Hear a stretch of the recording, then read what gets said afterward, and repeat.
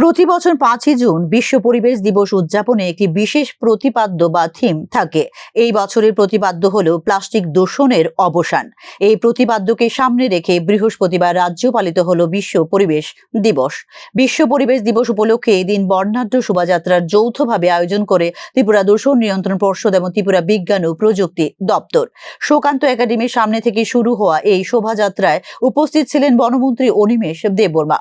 Plastic মুক্ত পরিবেশের পাশাপাশি ত্রিপুরার জঙ্গল এবং বনকে রক্ষা করার বার্তা দিলেন বনমন্ত্রী অনিমেষ দেববর্মা। পরিবেশকে যদি আমরা সুন্দর এবং সুস্থ না রাখি, মানব সমাজটাই থাকবে না।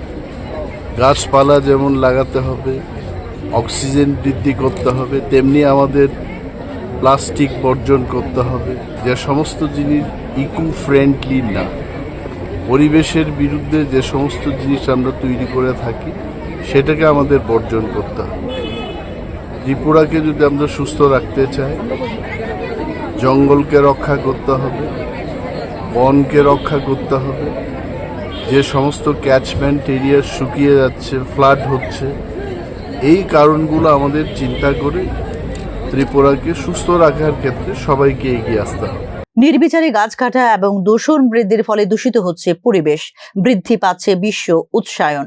এই ক্ষেত্রে আমাদের গ্রহের মুখোমুখি 3টি হুমকিকে আরো বড় করে তুলেছে প্লাস্টিক দূষণ। এগুলি হলো জলবায়ু পরিবর্তন, জীববৈচিত্র্যের ক্ষতি এবং দূষণ। প্রতি বছর 1,10,00,000 টন প্লাস্টিক বজ্র জল এবং বাস্তুতন্ত্রকে দূষিত করে বলে এদিনের র্যালিতে জানিয়েছেন পরিবেশবিদরা। 2016 সালে সমুদ্রে মেশা প্লাস্টিকের পরিমাণ ছিল 150 মিলিয়ন মেট্রিক টন। ঠিক এক বছর পর 2017 সালে এক লাফে সেই প্লাস্টিকের পরিমাণ বেড়ে গেছে কয়েক গুণ। হিসেব বলছে সেই পরিমাণ ছিল 171 ট্রিলিয়ন।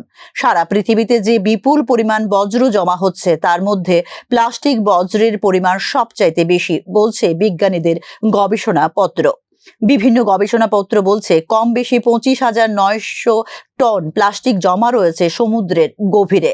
বাস্তুতন্ত্রে ঢুকে যাচ্ছে প্লাস্টিক। মাছের শরীরে, গরুর দুধে, ধানের মধ্যে পাওয়া যাচ্ছে প্লাস্টিক।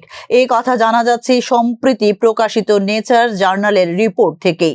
কাজেই মাইক্রোপ্লাস্টিক ক্রমশ ঢুকছে মানব শরীরে, ফলে প্রভাবিত হচ্ছে প্রাণীর শরীরের জিন। পৃথিবীর নদীগুলো 1.15 থেকে 2.14 মিলিয়ন প্লাস্টিক বজ্র বহন করে ফেলছে সমুদ্রে।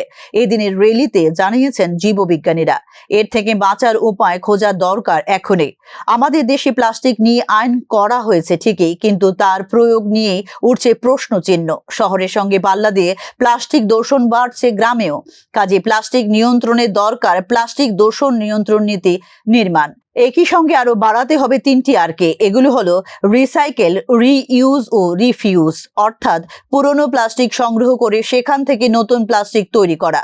এক প্লাস্টিক একাধিকবার ব্যবহার করা বলে মনে করেন ভূতত্ত্ববিদরা। সার্বিকভাবে বলতে গেলে প্লাস্টিক মুক্ত পৃথিবী গড়ে তোলা সম্ভব না হলেও পরিবেশ এবং জীববৈচিত্র্য রক্ষার বৃহত্তর স্বার্থে সবচেয়ে বেশি প্রয়োজন হলো জনসচেতনতা বৃদ্ধি করা। আর তা না করা হলে ব্যর্থই হবে আগামীর কাছে সুন্দর পৃথিবী দেবার অঙ্গীকার। Bureau report, news now.